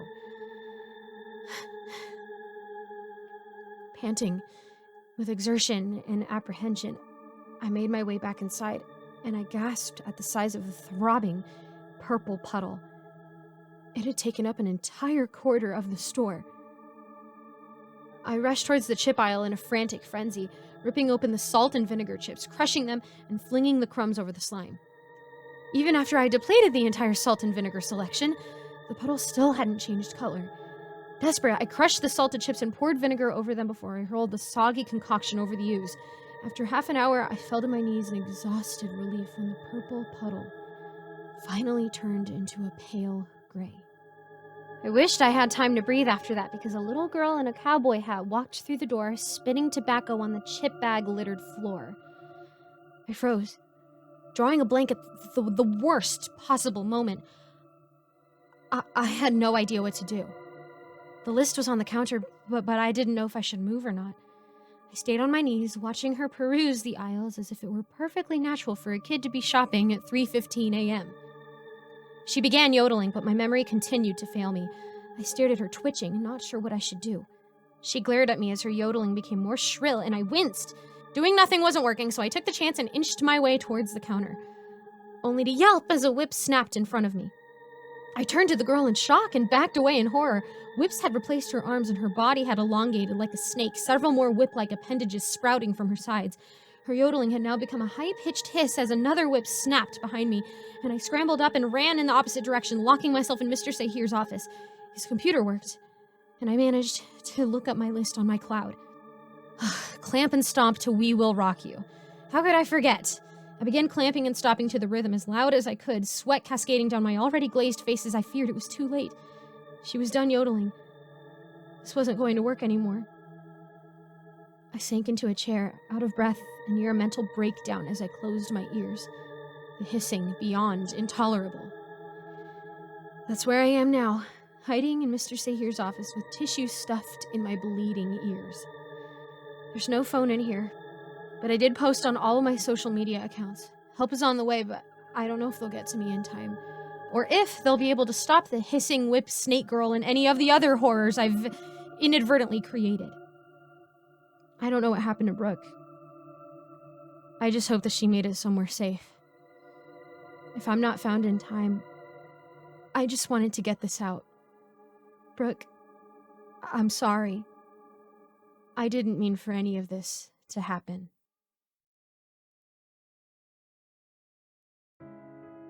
Scrolling casually through Facebook one day, I found a part-time babysitting job advert that needed a person to take care of a 5-year-old male child from 6 to 10 p.m. At the time, I was desperately looking for a part-time job to clear off all my student loans as they were getting me troubled every now and then. I had my college hours before that time, and I knew that this was the perfect job that would get me easy money. I texted the person who put it up, and the reply came rather too quickly than expected.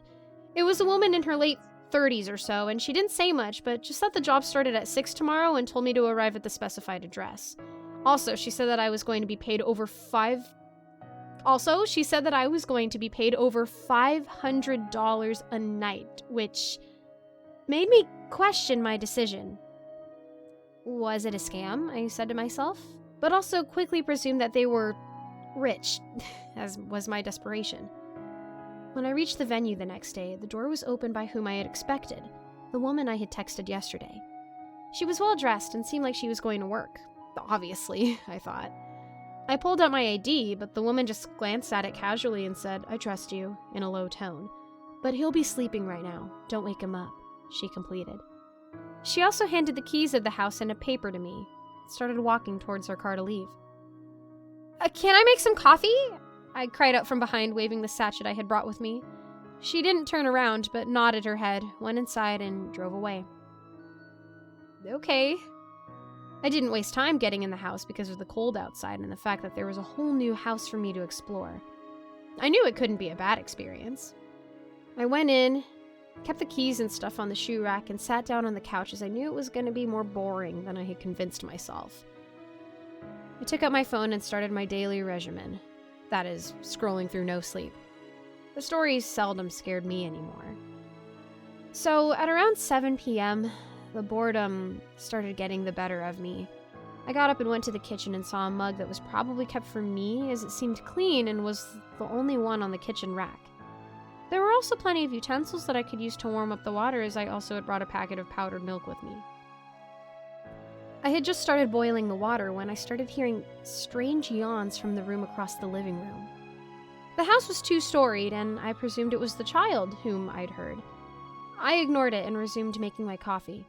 When it was done, I went to check on the child. I switched on the lights of the room, but inside, I found no one. I felt weird, as my ears rarely deceived me. But I didn't pay much attention and went back to sit on the couch, on the way picking up the paper that the woman had given me. The writing on it was neatly divided into pointers and not paragraphs, so it looked like it wasn't a message, but a set of instructions. This is what it said. "Thank you for applying for this job." Rather formal, I thought. "Please follow what is written in this paper for a pleasant experience. You won't have to do much if you follow as written. 1. If you hear a voice from the room across the living room, do not enter it. Just wait till the sound stops. If you try to enter the room and see someone, we'll take no responsibility thereafter." Oh, okay. 2. If you had food, then do not go back to keep the utensils in the kitchen. Leave it for us. 3. Do not walk into the kitchen after 8:15, even if you hear something break or fall. 4, if the child stares at you from above the stairs and tells you to sing him to sleep, go with him and immediately leave the room after he is asleep. Okay. 5, do not wake up the child after 8 p.m. and if you hear voices coming from upstairs, stay put in the living room. 6, do not ask the child his name, and if you did, do not call him by whatever name he told you. 7, from 6 to 7 p.m., he'll wait for you to get comfortable, but don't let your guard down. I was shocked. I stared at it for a few minutes till I could digest whatever was written in it. I knew these rules were simple to follow, but they also let out a really creepy vibe. What was this, a cliche horror movie? It was also unnerving that they referred to their son as the child. It seemed as if these words were completely devoid of any empathy. I mean, what is this, do not call the child by his name? I put my cup down and thought that if I passed the test of time in the living room, there shouldn't be any problems. But suddenly a child's voice interrupted. "Hello, are you the babysitter?" I kept staring at the dim figure upstairs. "I am trying to sleep, but I can't. Could you just sing me a song?" he said in his soft voice. My eyes finally adjusted to see his face in the dark. The little kid looked like the sweetest thing ever, and I couldn't resist myself from asking, "What's your name?" But suddenly, realized that I was told not to say this. "Jimmy," he replied. I didn't know what to do after that. On one hand, I thought it was a prank, but on the other, the no-sleep stories had made me question every life decision I have ever made. But still, his innocent face drew me as I followed him up the stairs and into his room. 7:45, the bedside clock told me. Jimmy lay down on his bed and picked up a paper. "Please sing me this song. It's written by Mama." I took the paper and told him that I didn't know how to sing, but he was still adamant. No choice. I decided and started singing. "Monsters running everywhere. Little kids may stay with me here. Where is the monster? Where is he? Little Jimmy wants to know who's there." What was with these lyrics? Clink. All the lights in the house went out together and there was silence. "Jimmy?" I called. No response. I felt a cold and strong grip on my arm. I screamed out in fear and didn't shut up until the lights turned back as quickly as they had went out. I finally managed myself to look up and around the room. Little Jimmy was in his bed and it was his arm gripping me. "Immediately leave the room after he's asleep." I didn't want to take any excuses for myself after this and started to walk out fast towards the door. But that 5-year-old's grip was stronger than me. I pulled slowly but couldn't get his arm off. "Jimmy, leave me!" I screamed and pulled as hard as I could. He didn't move an inch. I almost would have cried at this point, but what made me fear the most was that it was now 8 p.m. and I was still in his room. Do not wake up the child at 8 p.m. and if you hear voices coming from upstairs, stay put in the living room. He opened his eyes, and to my horror, they weren't like any human. They somewhat would have resembled a cat's eyes. "You forgot to wish me sweet dreams," he said, grinning, and released me. I didn't wait a second more. I ran down the stairs, holding my breath. I thanked the Holy Spirit for saving me from that nightmarish bedroom, and as soon as I reached it, my head hit the couch. I was scared to the point that I didn't want to look back up anymore. When I gained composure after 10-15 minutes or so, I was back up on my feet.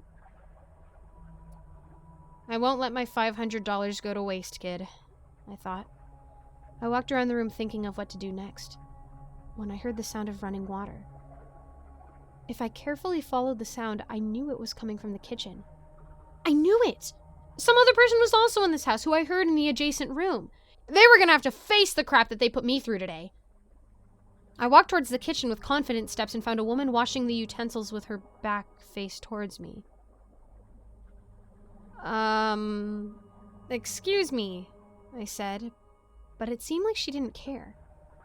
Your kid, I dropped my words after I noticed the utensils. All dripping with blood. She was washing utensils with blood. Oh, crap. Oh, why is all this going wrong?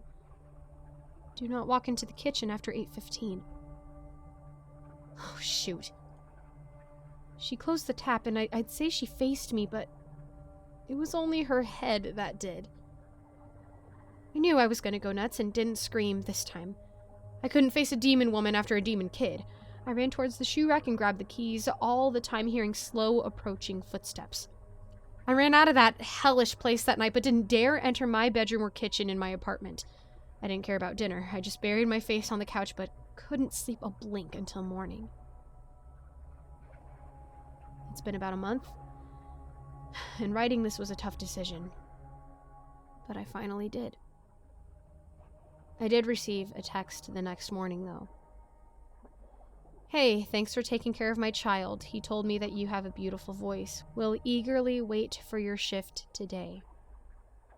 Oh, nope. I blocked her account and deleted mine as well. I still don't know who that woman in the kitchen was, and quite literally, I'm not dying to find out. I vowed to never return to that place again.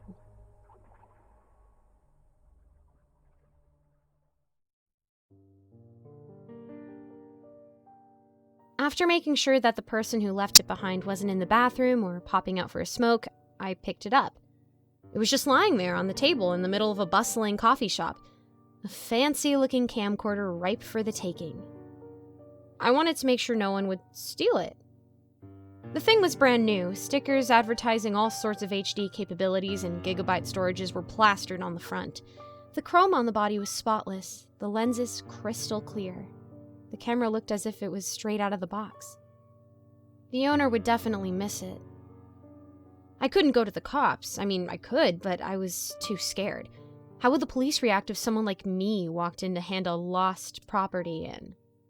Sure, they would probably just take it from me, congratulate me on becoming a good citizen, and get the camera back to its owner.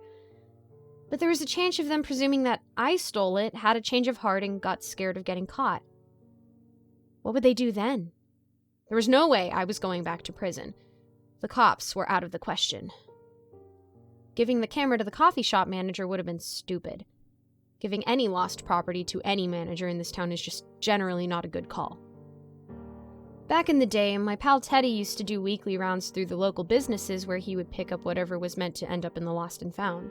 The managers would get a kickback and all the merchandise would disappear. Teddy would let me pick out what I wanted at a discount before he moved all the stuff to his contacts. That fat douchebag sold me every nice coat I ever owned. No, there was no way I was going to let the manager line his own pockets. Teddy was gone now, but I'm sure there was someone else in his stead. In a town like this, there always was. The manager was an imbecile anyway. When I came in for the interview, he kept on asking me about what I went in for, like what prison was like and all sorts of other questions that didn't relate to me being a potential janitor. In the end, he said he didn't think I was a good fit for the job. No way I was gonna trust the guy who made me shill out bus fare just to get rejected. I would return it on my own. There had to be something in the camera that would help me identify the owner. I stashed the camera into my nice coat and rode the bus to my grandmother's. The idea of a finder's reward made the rejection from the job interview sting less. After I got out, I had nowhere to go. Whatever money I had made with Teddy was gone, and all of the ex-boyfriends were married, didn't want anything to do with me. At the ripe age of 34, I moved back in with my grandma. She was pushing 100, but she still managed to have her mind completely intact. As long as I would shovel snow and be available to pick things up off the high shelves, I could stay with her. I promised her I would get out of her thinning hair soon enough, but she told me not to hurry. She enjoyed the company. The woman was an angel, but for a big chunk of my childhood, she spent time covering for the devil in me. I lived with her until I was able to pull enough scores to afford an apartment in the city. Whenever the police would show up at our door searching for a 15-year-old me, she would distract them for just enough time for me to be able to sneak out of the window.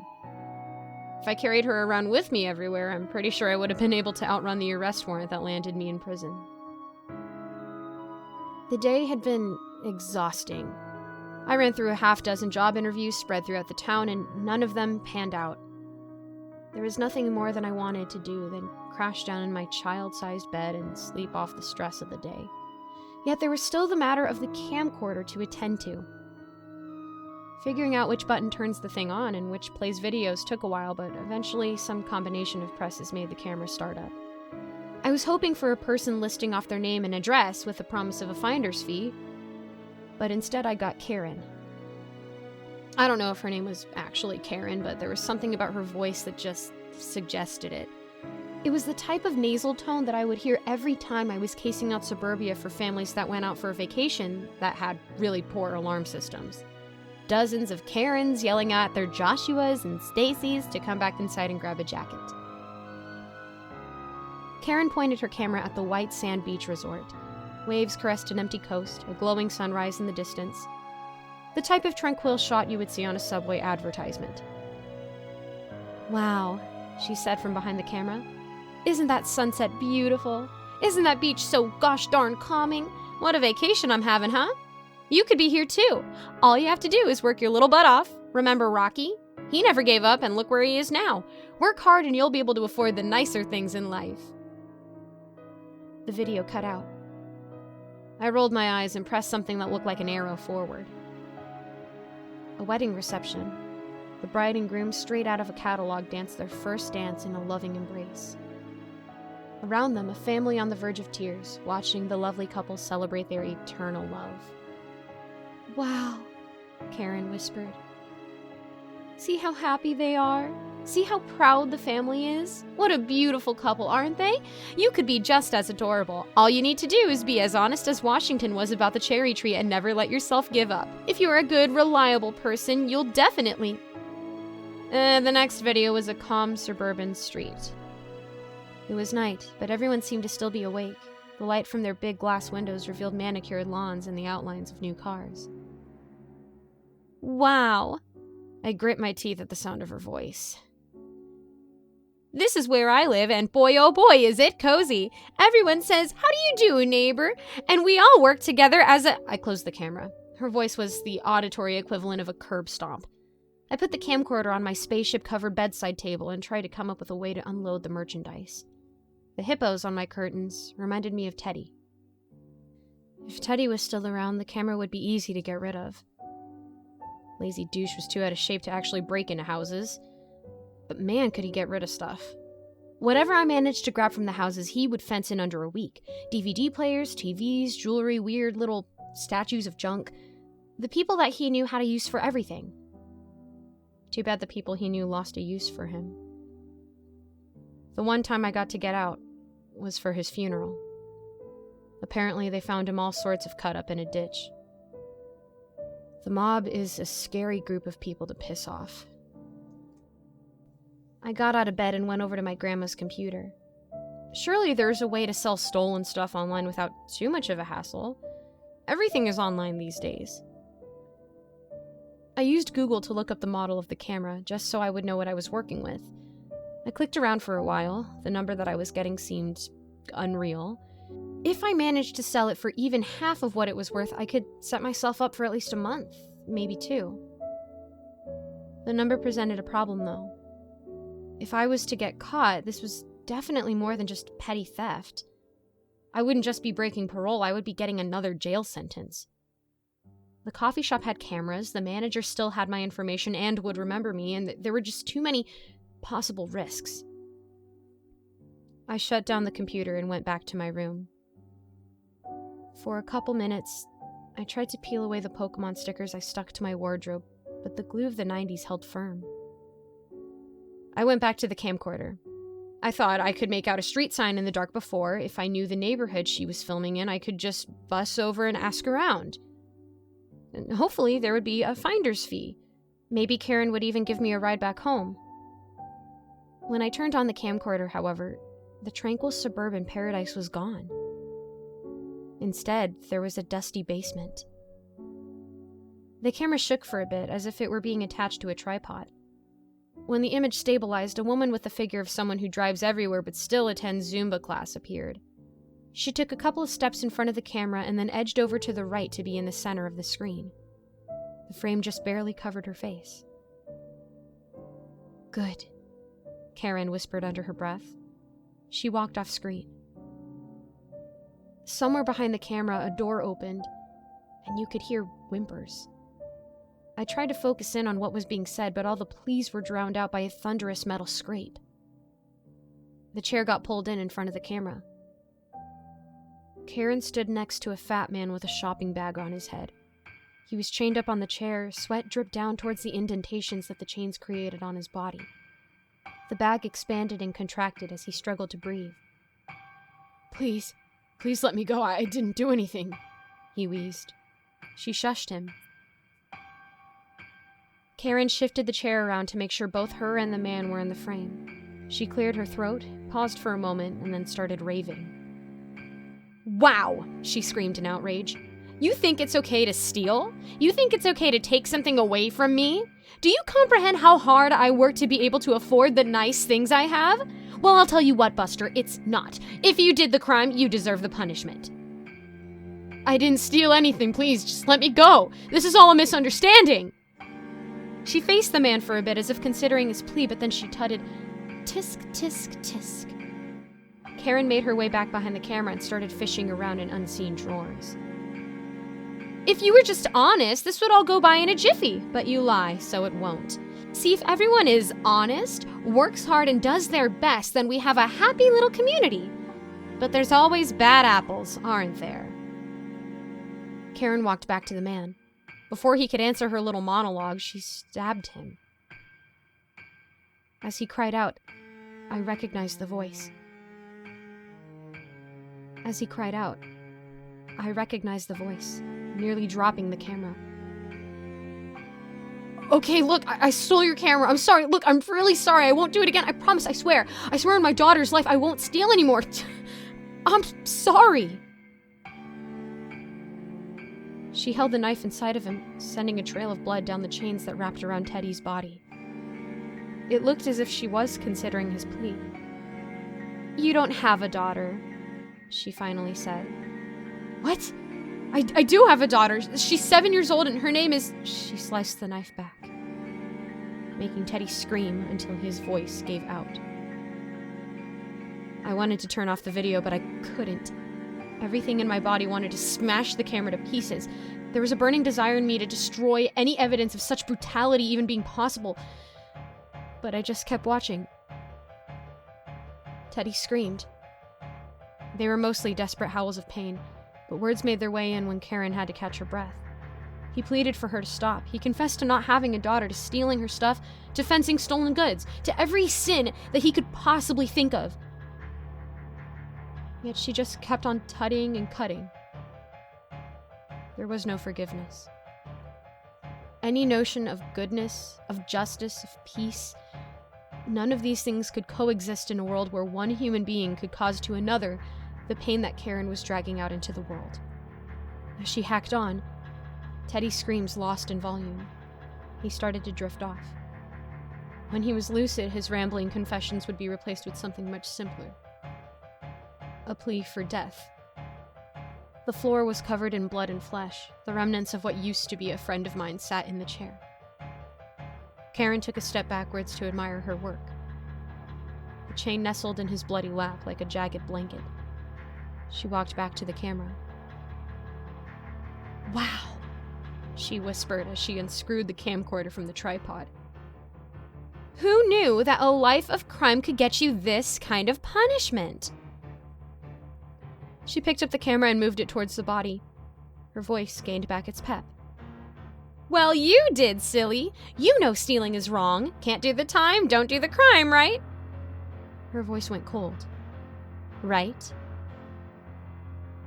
The shopping bag rustled with a strained breath. And then the video cut out. I started to feel faint. I had to lie down on the floor so that I could fully spread out my body. The hippopotamus curtains were right above me, trying to remind me that there is a corner of the universe where cartoonists put together cute comic hippo. But my mind kept on being dragged to the butcher. For minutes, I just lay there, imagining myself in Teddy's place, feeling my own fragility. The lay down didn't make me calmer, but it did help me regain some strength. I got up for a glass of water. My grandma was already asleep. I poured myself a glass from the tap and tried to figure out what to do. At this point, the cops were the obvious answer.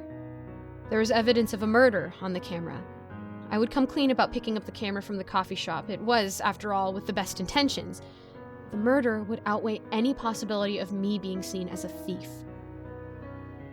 I picked up the landline, getting ready to call the police, but a glint of doubt kicked in the back of my head. What if it wasn't Teddy? What if I had simply stumbled upon some strange amateur film shoot? The thought of the video not being real was a balm for my soul, and as soon as the idea entered my mind, I calmed down. I put down the phone and went back to check the video again. I shouldn't have. I went back into my room, sat down on my bed, and popped the camera open again, hoping to scroll back through the video. Instead, I stumbled upon something else. At first, the viewfinder was too dark to make anything out, but as the camera moved around, I could see the outlines of the street. All the houses were dark except for one. The camera started moving toward it. A passing bus illuminated the area for a split second. A turned-over lawn chair nestled on an unkept lawn filled the frame. The camera was plunged back into darkness. It stopped and focused on the one lit-up window. Karen started to zoom in. "Wow," she whispered. "There she is." She zoomed in on a window with hippopotamus curtains. A grown woman sat in a child's bed, staring in horror at a camcorder. I looked up into the darkness past my window. All I could see was my own terrified reflection. I leapt to my curtains and shut them. I smashed the light switch. The night lay in still silence for a minute. Then came the knocks. 3 sharp, equally spaced knocks. I paced around the room trying to figure out what to do. 3 sharp, equally spaced knocks. In a panic, I grabbed my chair and propped it up against my door. 3 sharp, equally spaced knocks. I took the chair away. I thought I could run out into the kitchen and call the police. This is what the police were for. But I didn't have the chance. A pair of shuffling footsteps went through the hallway. My grandma opened the door. Faint talking could be heard, and then my grandma yelled for me. Someone was at the door asking to see me. I stood frozen in my room. The faint talking continued. After a couple moments, my name was yelled again. The front door closed. 2 sets of footsteps entered and moved towards the kitchen. I could hear my grandma chatting away. Her voice was calm and collected, as it always was when she was stalling for me. She started to pour a kettle of tea. I crawled out of the window and ran. The Good Snooze Motel was always a good backup. For $20, they would give you a room for the night, and for an extra $5, no questions would be asked. The place hadn't changed much over the years. It was still a hole in the wall where no one would find you. I only had $7 on me, but they begrudgingly took my grandma's credit card as collateral. Room C3, 3rd floor, TV and phone included. I grabbed my keys and raced upstairs. The sun was starting to peek through the fog outside. The plan was to call my grandmother, make sure she's okay, wait an hour until my parole officer would be available, and then call her directly about the camera. I was meant to check in anyway. It would be better to talk to someone that knew me. The plan was simple. If I just stayed calm, everything would work out. Except for one hitch. The phone in my room was disconnected. This wasn't entirely uncommon. The snooze was infamous for crap breaking down. I got ready to go ask for another room when I heard it. 3 sharp, equally spaced knocks. I froze, praying that it was my mind playing tricks on me. 3 sharp, equally spaced knocks. It wasn't. I made my way to the peephole of the room and was greeted with complete darkness. There was something on the other side blocking the hole. I paced the room back and forth, all the while listening to the knocks. They grew sharper with every strike. With dread, I checked the camera. The battered door of room C3.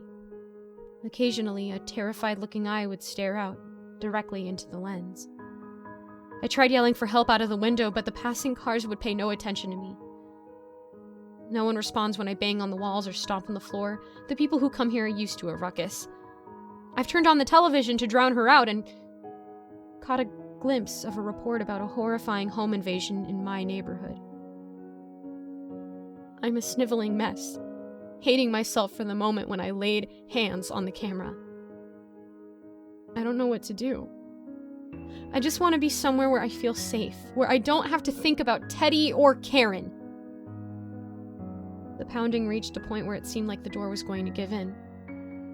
But then it ended. Instead, out of the hallway, I heard a single sound. Wow.